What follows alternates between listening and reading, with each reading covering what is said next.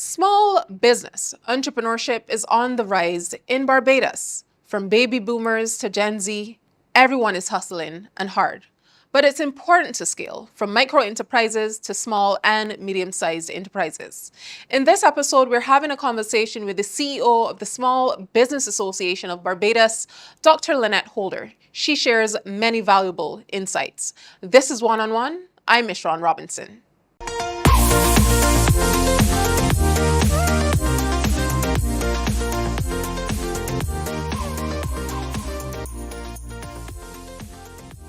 Good evening to all of you across TV land. This evening, we are joined by Dr. Lynette Holder, the CEO of the Small Business Association of Barbados, on this edition of One on One. Dr. Holder, welcome to the program. Thank you. Thank you so much. It's a pleasure to be here. You are most welcome. You wear many hats, but this evening, we're focusing on where you're positioned uniquely as the sitting CEO of the Small Business Association. Would you say from where you sit that we're seeing a rise of more small businesses in Barbados? And why do you think that is, this interest in entrepreneurship locally? Well, I'll say to you that first of all, it is a pleasure to be on this program. And you're talking about a subject that's obviously very dear to my heart. For some time now, we've been doing some research, analyzing the trends, the movements, what's happening in the sector. And yes, at the end of the last national survey on the MSME sector, we've seen some movement. We've seen some growth, quantitative growth in the number of firms registered in the last 5 years. Let's use that as a benchmark. And that, we think, argues well for the advocacy work of the association, the education that we're seeing in the sector, not only the SBA, our stakeholders at large. We have in the ecosystem a number of business support organizations, special interest groups, and we've been working to elevate entrepreneurship in the minds and aspirations of people, and we think that is translating to increased interest and the increased registrations that we've seen, particularly in the last 5 years. So yes, there's been some positive movement. You've experienced a decade of transformation as well, pivoting from what you're seeing in terms of this growth of small businesses. But from 2016 up until this very day in 2026, you've seen some shifts in terms of the dynamics within the last 10 years. Why do you think that is? Yes. And let me put it in context. 10 years ago, the organization, through the Ministry of Labor and financial support provided by the European Union at the time, undertook a national survey. Now, it was the first time that we've had this body of work. It was a national survey on the sector because we wanted to move away from anecdotal information, pontificating about the size of the sector, the contribution to employment, GDP, and all that, and have data. And so that study gave us quantitative and qualitative information on the sector. It answered a number of those questions. It gave us variables on, as I said, contribution to employment, GDP, the export rate of MSME, the participation of firms by gender and all that. Fast track now 10 years after, because during that period, as you could appreciate, the world, it would appear, went through a number of catastrophes and challenges. We've had, the global supply chain disruptions and all that. So fast track, and 10 years after. Yeah. And we are very pleased that IADB came on board, the Inter-American Development Bank, the Central Bank of Barbados, and they helped us to undertake a new study. And that information, we obviously still analyzing it as we speak, because we only published last week. But that information, gave us some data on, yes, the numbers, what firms are saying about their journey and all that. And I will admit, we've had, a kind of mixed feelings about it. Because on the one hand, we've seen the increase in the number of female-owned businesses. In 2016, the number of female-owned or female-dominant firms were 34% of the sector. The formal sector we're talking about here. And 10 years after, the number of female-owned, female-dominant firms are 40%.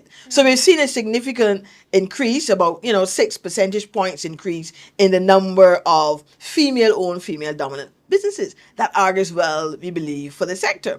Today, firms are struggling, if I can use that term very bluntly. Cash strapped. Cash strapped, right? Vulnerable, yes.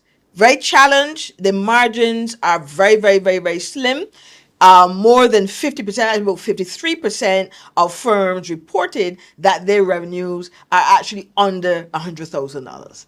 And the mere fact that we're seeing from the data that firms are actually struggling, they're challenged with their revenues, they're challenged with profitability, they're challenged with their growth margins, that this presents another challenge in being able to build resilience and capacity that we want our firms to have to be able to address any exogenous shocks, to be able to withstand climatic events, climate change, and the like. So creativity alone is not enough. What can be done to address these challenges with the firms that you're making reference to? Yes. Well, I mean, in addition to the quantitative information, we did have some qualitative data that came out of focus groups held during the period. And the discussions or the thematic areas indicate some policy interventions that are needed to help firms to build capacity. About 3 key points came out of that qualitative information. Firms are experiencing a shortage of labor.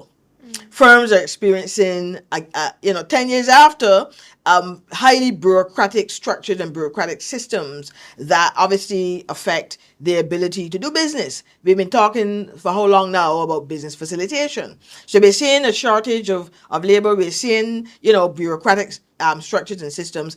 And the third area that came out of the qualitative aspect of the report was financial constraints. I mean, I've been talking, I believe now, for close to 20 years about access to finance issues, and sometimes people think, oh, you're a stuck record, but the truth is it continues to be a perennial issue for MSMEs, and that was borne out by the research where firms recognize that financing and access to financing, the availability of the right kind of financial products is an issue and an impediment to growth. And we think that based on firms' inability to access the kind of financial resources that they need, they are unable to build capacity. So the research not only looked at the impact of climatic events, the research looked at digital adoption, firms in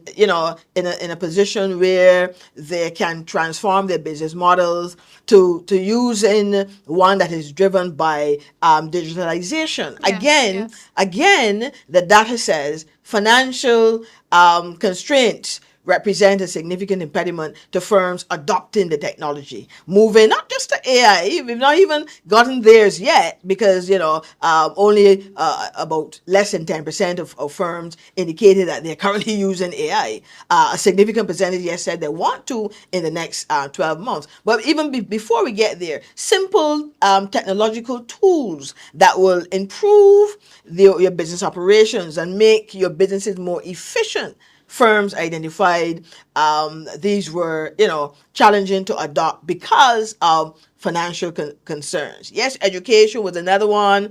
Cybersecurity concerns and so on came up in the conversation. But at the top of the list, financial constraints. Mm-hmm.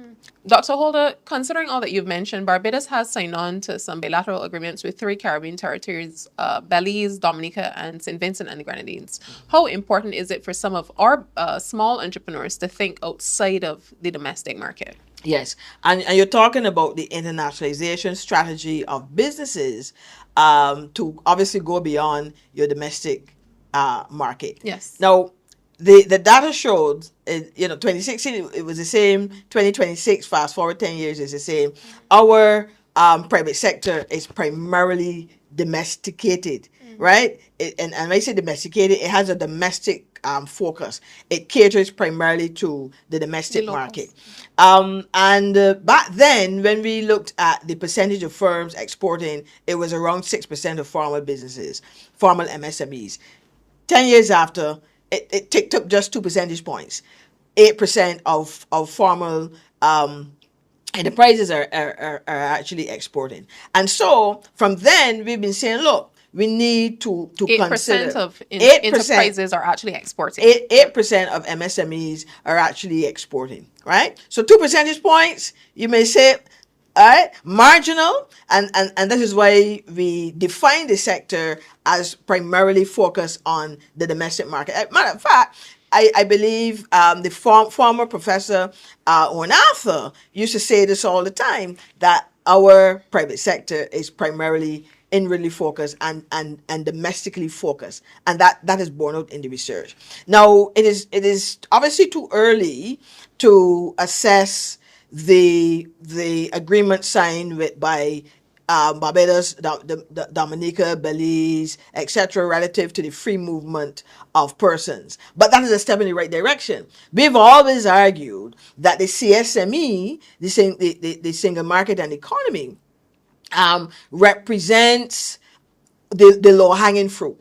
And so when we assess those that are exporting, the 8%, right, the majority of them are actually exporting, yes, within the OECS sub-region. And this is good, because this represents, in our view, that low-hanging fruit for firms to be able to internationalize, to export their goods and services. But 8% is not enough. And we're of the view that you really cannot see the kind of growth that is required for your firm in a market of 280,000. Yes. And that is why the CSME was so important. But then the CSME itself has challenges. And we did a piece on that, because CSME would have celebrated 20 years since the signing. I think about 20 years ago, we wrote a piece on this in another section of the press. 20 years on, where are we? The single economy is not even on the table, and we still have not been able to get all the CARICOM member states to sign on to the single market component and the free movement, as those few countries that we mentioned earlier would have done. And so this represents an opportunity that is not being maximized. Yeah. The single market and single economy, in our view, is an opportunity for our firms to be able to export. Mm-hmm. And it goes back to, what are the policy interventions that we need to put in place to facilitate, to get our firms to pivot, right? Yes, we are domesticated, we're inwardly focused, yes, but we need now to go beyond the Barbadian shores. And our data in this research is showing what are some of those policy interventions that we can look at beyond just signing various bilaterals and putting those trade agreements in place. We have to build capacity of our businesses. I go back to that point, constantly. Building capacity of our MSME sector is going to be critical to the next wave of growth and transformation that we wish to see in our MSME sector. And what we hope for progressive policy, Dr. Holder, what does that capacity building look like, or what should it look like? Well, beyond having the agreements, I mean, we really appreciate, yes, our government through the Ministry of Foreign Affairs, Foreign Trade, will sign those agreements. But let me give a simple example. Access to finance, the right kind of financing, trade financing, to be able to allow firms, to access for the purchase of their raw materials, the purchase of equipment and so on. That's key. So when it comes to export-import financial institutions, we have to look at, are we going to have a regional platform for this, or do we look at accessing those that are already in the space? But for sure, we need trade financing. We have many examples of businesses that have, gone to a trade mission here or there, and they were able to establish an opportunity to export particular goods, usually condiments, those kind of the food and beverage and so on. But when they come back to Barbados, they experience the proverbial challenge of being able to meet those orders, right?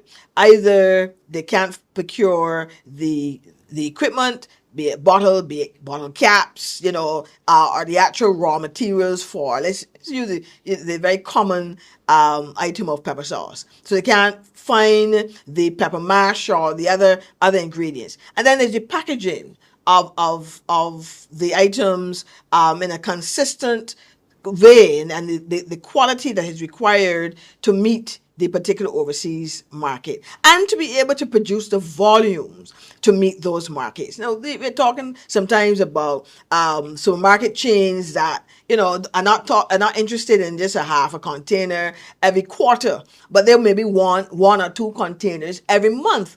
And those firms are enabled to meet the demand, to meet the particular order from those customers, because of the inability to finance the inputs, finance the materials, the inability, to produce the volumes that are needed. And then you have what is known in the trade space, the technical barriers to trade, the issue with labeling and packaging, and not being able oftentimes to meet the sanitary and phytosanitary conditions to enter those export markets. So there are a number of issues that we need to focus on relative to getting our businesses export ready. Dr. Holder, I really want us to continue on this trajectory, but we're going to pause for a short commercial break, and we'll continue this, but also look at women in business, the amount of SMEs that are female-led, female-owned, and also some of the hopes for digital transformation as well. We'll be continuing this conversation with the CEO of the Small Business Association of Barbados, Dr. Lynette Holder. Feel free to stay with us. Hi everyone, I'm Dr. Danielle Reed-Mulilo, and I'm a general physician. Today we're going to have a casual talk about chlamydia and gonorrhea. Chlamydia and gonorrhea are both curable STDs and are spread by oral, vaginal, and anal sex. Both can cause discharges from infected orifices or no symptoms at all. Discharges can be yellow, green, or bloody. Both are easily treated with antibiotics by your doctor. If left untreated, they can cause infertility, so use protection and get tested today.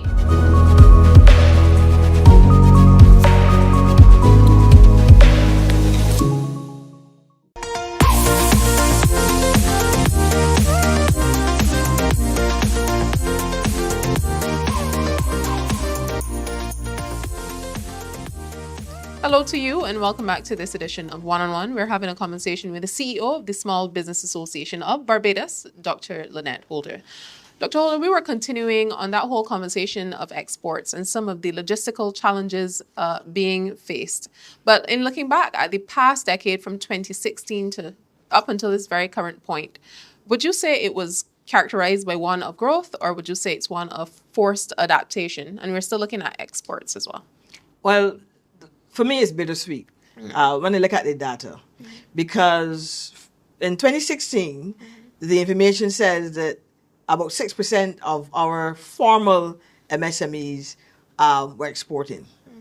Fast track, 10 years after, 8% of formal MSMEs are exporting. Yes. So we've seen a 2% growth. Yeah. So, someone would say, well, okay, you've seen some growth.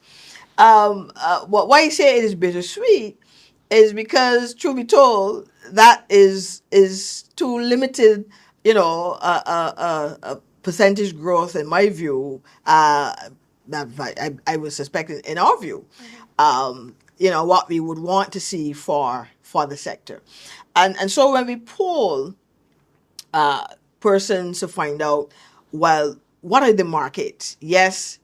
The CARICOM single market economy comes to mind. We're seeing that of that 8%, the majority of those firms are actually exporting to the CSME. And might I say by extension, CARICOM, because as you know, the Bahamas is not a signatory to the CSME. So yes, the CARICOM market represents that low-hanging fruit. So that is maybe what was the intention really of signing on to the CSME in the first place. But we're seeing that firms are not really adopting an export strategy as a key part of their business model. Because of those persons who are exporting, less than 10% of their revenue for the entire business is actually from exports of goods and services. So they're not internationalizing as a strategic part of the business growth and business development as we would like to see. So exporting, yes, is being done by a small percentage, but the revenue from export is really a drop in the bucket. It is a very small percentage of overall revenue of the firm, and they've cited issues with not sometimes getting the support from the embassies or the missions that are in the various territories, so they're not organizing the kinds of trade missions or providing market intelligence, export information that will help. Yeah. They're unable to access the kind of trade financing that will help them to focus specifically on pivoting to these various countries and adopting that internationalization strategy. They're not able to put in place the kind of phytosanitary and sanitary requirements that the various export regimes require. And though we have a facility here, a government facility here in Newton that is intended to assist with that, unfortunately, not enough, especially at the small and micro level firm, not enough of these firms are using that facility to help build capacity. So that is obviously an opportunity for us to work with Export Barbados to make sure that we can get more of our agribusinesses using that facility to, mass produce the product to be able to export. As you know, these supermarket chains in Europe, they're not looking for half a container every quarter. They want to be able to get, containers coming in monthly, and sometimes, and therefore firms must be able to have the capacity to be able to cater to those high demands. Mm-hmm. And part of that would be related to scale and the fact that we are small island developing states. It's a foreign comparison. Well, scale in the sense that our firms have to build capacity that they can meet the demands, and we have a challenge with that right now. Our private sector, especially at the MSME level, is primarily domestic in focus. Serving our small market here of 280,000 people. Yeah. That is not sustainable. If it is that we want to grow the sector, we want to contribute to, foreign exchange earnings, we want to have firms that can internationalize and so on, we have to be able to go beyond. So we have to build capacity to be able to scale. Yes. Now, the data also shows, based on your question about women, your data also shows that while we saw an increase in the number of female-owned, female-dominant firms from 34% in 2016 to 40%, if we can say 40.1% in 2026, the majority of these female-owned, female-dominant businesses are at the micro level. So that's why I said it is bittersweet. Yes, a 6 percentage point increase in the number of women-owned businesses, but they are operating primarily at the micro level. Now, the survey used the definitions of micro, small, and medium based on the Ministry of Energy and Business Development's amended policy document. So we know that a micro firm, small and medium and so on, a particular definition. So when we look at that, we're talking about, less than 5 employees on average, 500,000 in annual revenue and so on. So these are micro businesses, primarily female owned, female dominant, but they are at that level and they're not scaling. They're not pivoting. So the data shows from 2016 and now that whereas we've seen a significant growth in women-owned businesses, especially in the last 5 years, I'll come back to maybe why that was the case based on the data, they are not scaling to small and medium. And that is a cause for concern. That means that there's some significant policy interventions that we have to look at to get our women-owned businesses to grow. Now, as you could appreciate, women often have a more difficult time maybe in accessing finance as male-owned and male-dominant firms do. So that could be an issue why they are not scaling. The women, as you know, have the dual responsibilities, not only of managing the business, but also other household responsibilities, taking care of children, the elderly in the home, and that kind of thing. So these issues could easily impact on women's ability to go to the next level in the operations. But for sure, the data demonstrates to us that whereas we've seen that 6% increase in women-owned and women-dominant firms, of all of the women businesses that exist, 82% of them are at the micro level. Now that is a significant percentage, and it tells us when we look across the data, when we look at the data set, there's not that concomitant growth in operations. And will you make mention of these simultaneous challenges that female businesses are faced with in terms of not breaking that glass ceiling to go on to own small and medium-sized enterprises? How is the Small Business Association seeking to develop and assist some of the women that might be within this Barbadian domestic market to really scale and pursue within the entrepreneurial space? Partnerships. Let me use that Collaborations. term. Partnerships, critical to the work of the association. So even prior to the publishing of this report, we've been collaborating with organizations like the Bureau of Gender Affairs, for example, within the Ministry of People Empowerment, to focus in specifically on capacity building, training workshops for women in business, helping them not only to understand entrepreneurship and what is involved, but also project proposal writing so they can access financing to build projects that they can scale their operations. So partnerships are critical. The Inter-American Development Bank, as you know, is a key financier of the Enhanced Credit Guarantee Fund, which is being administered by the Central Bank of Barbados. And that third iteration of the fund seeks to set aside 18% of the funding for women-owned businesses. That, again, is going to help firms, women-owned, women-dominant firms,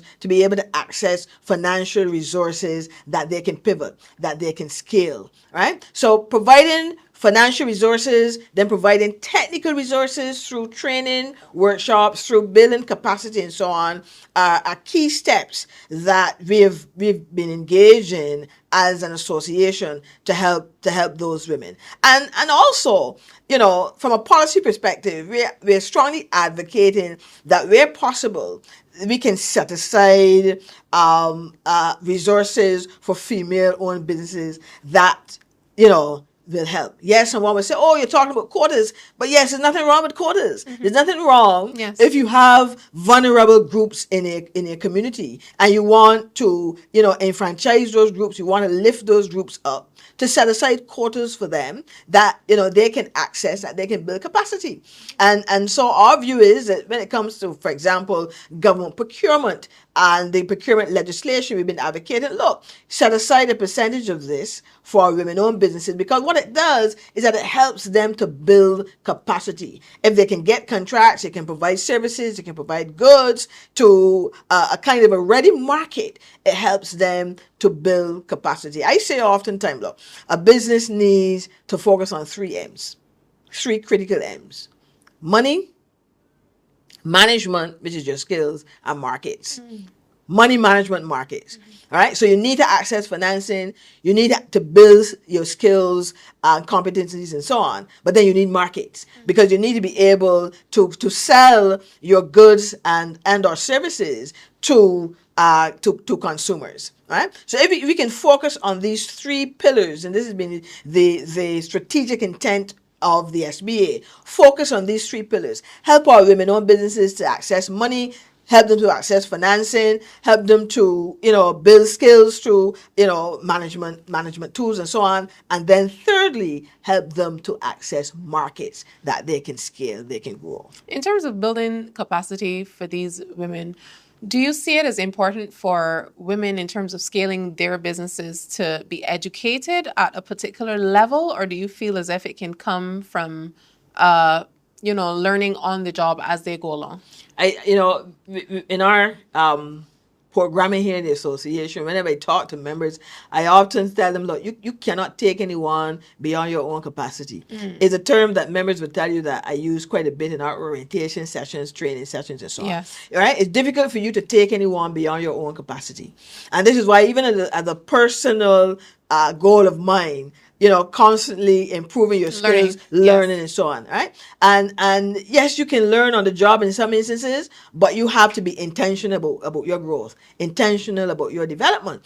And this is why we have programs, and we partner with others to execute programs that will help women to build skills, right? The Caribbean Development Bank, for example, has the She Trades program that the SBA has been promoting and so on. ICA, again, focus on agriculture, yes, but women in agriculture. All of these are partners that have platforms that look at training, building capacity for women in business. You must be intentional about developing your skills. You can't leave it to chance.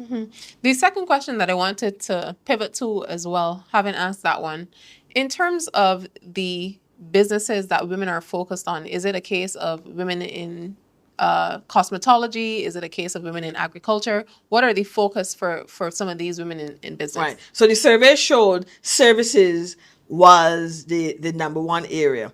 And you may say, well, okay, what do you mean by that? The data divided the sectors into 3 broad categories. Yes, within each category, you had subsectors, but 3 broad categories. There was agriculture, there was industry, which looked at, like construction, quarrying, manufacturing, and so on, and then services. Services included professional services, personal care, and all that. And not only did we see the majority of women-owned businesses as micro firms, but the majority of women-owned businesses were in services. To a lesser extent, agriculture, but services was the primary area. And we understand that, because we talk about services, we're talking about personal services, professional services, business advisory services, accounting, and the like. So the services area was identified as where the majority of our women-owned, women-dominant businesses operated, and to some extent, that's understood and that's expected. But what we want to see is that they're able to move from micro to small and medium, that they can scale. That is our concern as an association, that they're just hovering right there at the micro level. And the link, in your opinion, would be capacity building in terms of scaling. The ability to scale those 3 M's would include being able to access the financial resources to do so, being able to access your markets to do so, and being able to have the skills and the know-how, the ability to do so. I was in a forum some time ago. Financiers, primarily lots of men. it's because that the data shows that the majority of our companies, yes, are male owned, male dominant, and we understand that. But these were financiers, and they made the point to them that the data, this is not what Lynette Holder is saying, the data says that women represent a better credit. What do I mean by that? You have lower NPL, non-performing loans, with women as borrowers than you have as men. Why would that be, so though? if because women, based on I can only speak now anecdotally because we didn't research this one, Right. but women tend to be more disciplined, more industrious. They and that maybe goes back to our socialization, from our moms and grandmothers and great grands and aunts and so on. They're better savers. They're better managers of the monetary resources. So when it comes to accessing credit, they represent a better underwriting opportunity for that institution, a better loan on the books. They pay back, Yes. a lot better than their male counterparts. So I'm saying to these financial managers, but if they represent better credit for financial institutions, then why are you not jumping to offer them The credit. the Yes, credit, to yes. offer them the loans? To me, it's a fait accompli. It's a common sense issue. They're better credit. Go after women and in a strategic way with your loan products. But we know that proverbial song, right? Which It's a man's world. Still. So that means there's still much to be done relative to that glass ceiling and breaking that for women, not only in the workplace, but in business by extension. Dr. Holder, important points that you've mentioned. We're going to pivot to future proofing and resilience when we come back, if that's okay with you. Sure. We'll be right back with more of this conversation with Dr. Lynette Holder. She's the CEO of the Small Business Association of Barbados. I'm sure you'd want to stay with us. Hi, I am Corey Springer. I am the founder and chairman of the board of directors of the HURT Initiative, Barbados Registered Charity 1419. We were established in February of 2019, but we started operations 6 years prior, and our mission statement is to reach underprivileged families, bridging the gap between those who have not, especially at times of year when we as a community tend not to think about people who do not have. We like to emphasize healthy groceries. So one thing we do is provide 1 to 2 weeks of healthy groceries to impoverished families. If you're looking for us, you can find us on social media, IG in particular, at Help Us Reach Them. Bless.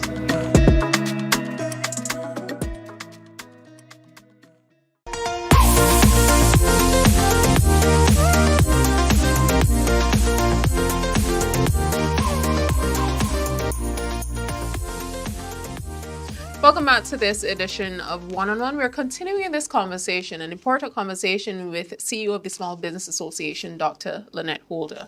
Dr. Holder, we wanted to follow up on some of those factors that would have played in the difficulties of change within the last 5 years where small businesses are concerned, the COVID-19 pandemic, etc. Mm-hmm. Yeah, you're correct.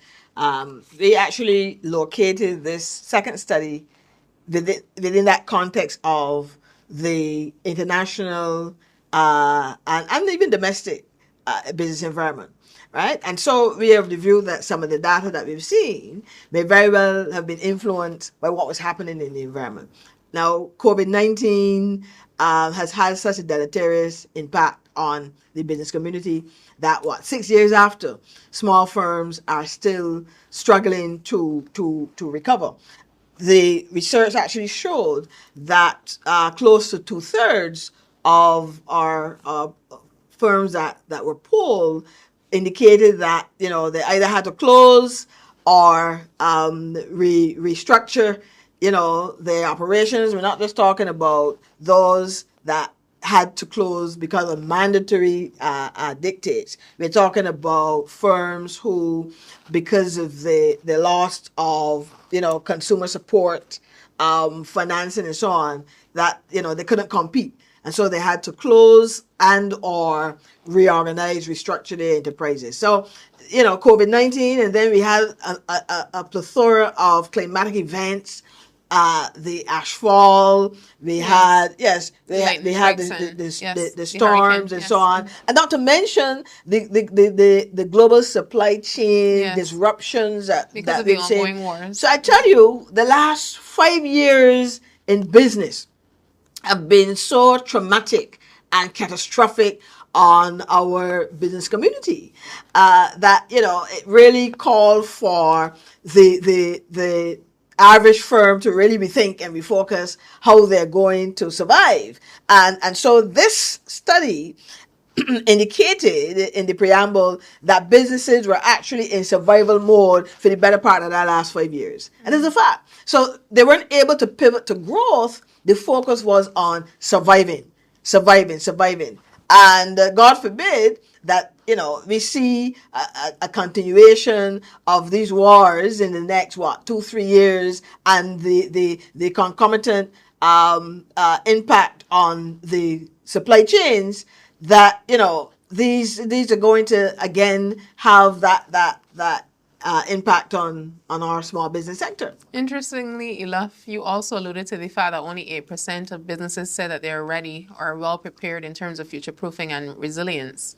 Well, yes, we talked about firms that have that business continuity plans and so on, because we want to get a sense from the sample, from those polled, how resilient are they to these exogenous shocks. And you're right, just about 8% said that they actually had business continuity plans. They have the business insurance, they have buffers in place. 62% said that they had no plans at all. That's close to 2/3 said they had no plans at all for building resilience for the future. And that again, it's an opportunity for us to help them to put those plans in place, but it's obviously a cause for concern, because it says, as I said, God forbid something happens in the next 6 months, a lot of these small and micro firms in particular will suffer. What is your hope play in terms of filling that void where the digital divide is concerned to help these firms future-proof? Yes, and digitalization, again, another area that we pulled, because we wanted to get a sense of if our businesses were ready. We know that the Central Bank of Barbados is going to be launching BIMPay in June, and that helped to inform, what we wanted to pull there. And again, 79% of firms are using the social media platforms to promote their products and services. That's good, but the digital, the technological tools and so on that they should be using in their firms, just about 1/3 of businesses have actually committed to are actually using those digital tools. When it comes to AI, just 8% said that they're actually using AI, but 43% said that they plan to in the next 12 months. So that's at least a good sign. But we're not seeing enough of businesses using, the point of sale systems, and even something as simple as a computer assisted program for the accounting, the accounting work and so on. Not enough firms are using those types of technology. So we still have some work to do when it comes to the use of technology, as maybe being second nature in the business. Which is what we should be working towards assiduously, because what I'm hearing is, I remember during the COVID-19 pandemic, a lot of the popular influencers and business pages that we know now, those are the elements that would have capitalized on having a digital presence, something that a pandemic cannot destroy, as you're alluding to, Dr. Holder. And something else that I wanted to ask, in terms of those micro enterprises, is there a general encouragement in terms of them scaling to incorporate and take business to another level? I know you've mentioned the capacity building as well. I mean, we've seen, since COVID-19, that has been a game changer when it comes to technology. That is a fact. We've seen some movement there. As I said, 79% of firms are using the social platforms to get their messages out there. That's good. And that is in a sense as a result of COVID-19, right? But the meeting platforms, I don't want to call any the brands, but the meeting platforms, and the technologies to conclude like payments with consumers and so on. We still have some work to do in those areas. Mm-hmm. The other question that I want to ask Dr. Holder, you're doing tremendous work where the SBA is concerned. What's the difference between the SBA and what we have now in terms of the Barbados Trust Fund? Well, Barbados Trust Fund is a financial institution. As you know, it was established in 2019 to be able to provide credit to micro firms, more so. I believe it's 5,000, 10,000 on your second ask. And in the recent budget, it was increased to 20,000. So the Barbados Trust Fund Limited is a financial institution, a microfinance institution offering credit to small firms, help them to put that idea into enterprise, as the proverbial saying is. The Small Business Association of Barbados is a membership organization, a non-profit, non-governmental organization of firms. So we are a network of businesses, and we are here to advocate on the behalf of the sector, not just our members, on the behalf of the sector, provide training and capacity building so that firms can grow and develop, network with obviously our partners across the ecosystem to be able to bring business solutions to the members and by extension our sector. So we're here to help firms to grow, partner with them so that they can grow. And one of those partners is the Barbados Trust Fund Limited. What is the interest like from young entrepreneurs in terms of wanting to become members of the Small Business Association? I know a study was done that indicates that a number of Gen Z and Gen Alphas as well, they're interested. There are a number of kid entrepreneurs in Barbados. So can you speak to that? Again, I go back to partnerships. Truth be told, when we look at our membership base, the average age for us tends to be more, that 35 to 55. So that's the average age, 35 to 55. When you use the UN or any of the other international agencies' definition of young, it's usually under 35. And so we, partner with like the Youth Entrepreneurship Scheme. So if you have YES there, Yes. or a BYBT, for example, or even SEED at UE, then these agencies that are established specifically for young persons in business, then in our view, it is for the association to partner with them to be able to help enhance their product offerings to the young entrepreneur, right? But they're there specifically to cater to youth in business, and we support that. Mm-hmm. Pivoting from that question, Dr. Holder, between the 2019 to 2022 period, which businesses within your ambit proved to be most shockproof? In terms of sector? Yes. Well, the data seems to suggest manufacturing was challenged. So we saw a dip in the number of manufacturing entities. Similarly, agriculture, they were challenged too, even though during COVID they proved to Yes. be maybe Be a tremendous help, the yes. more resilient. But I think services, we've seen from the data a significant increase in the number of services firms, services and entities. Again, bringing home the point that the Barbadian economy is a services economy.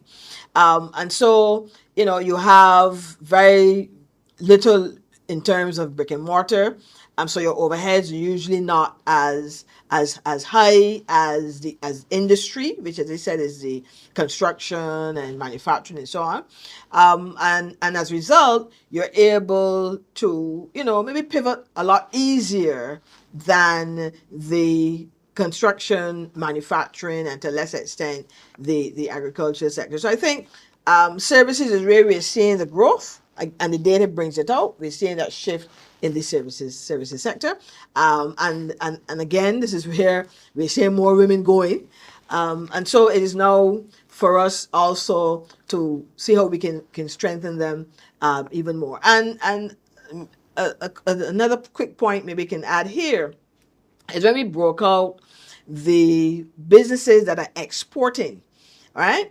The data actually showed that though you're seeing less firms exporting than the traditional manufacturing, the data suggests that there was a higher yield.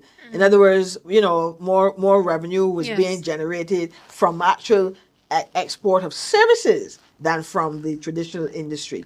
So there's clearly potential for the development of a vibrant services sector.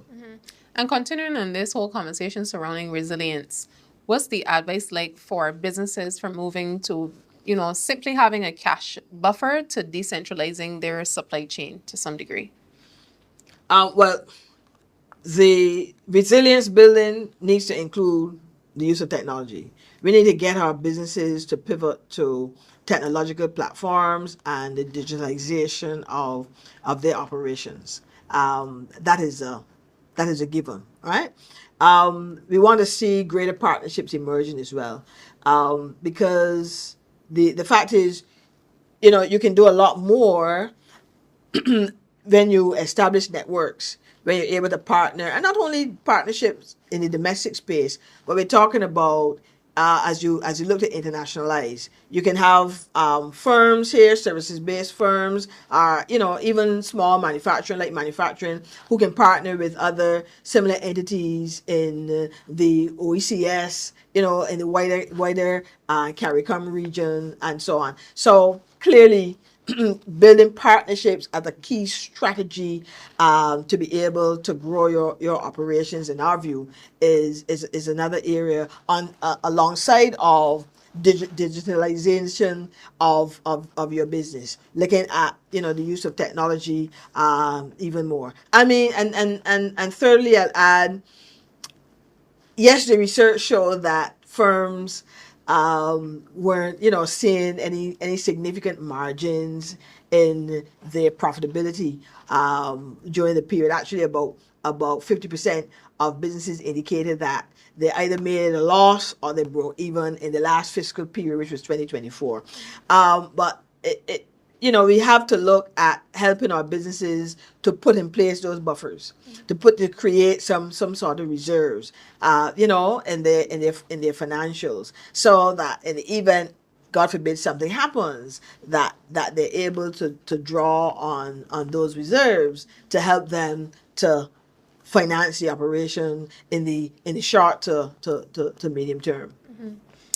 Oftentimes, for newer entrepreneurs, you reference the importance of collaboration along the way, partnerships and synergies.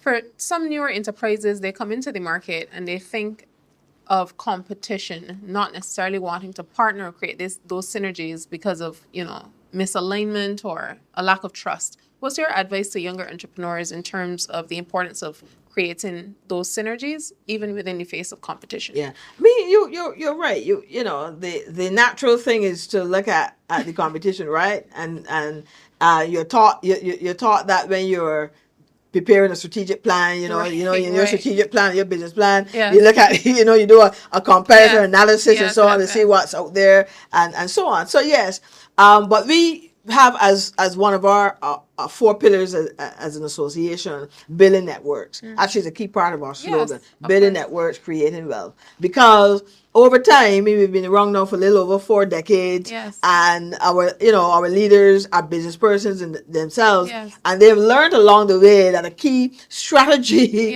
in your growth model is to build networks. It's to build networks. It's to network with others, so that yes, you can leverage costs, you can reduce costs when you partner, even to procure certain equipment and so on. But the fact is, partnerships and strategic alliances are key aspects of That's where it's a at, growth yeah. strategy, Yeah. right?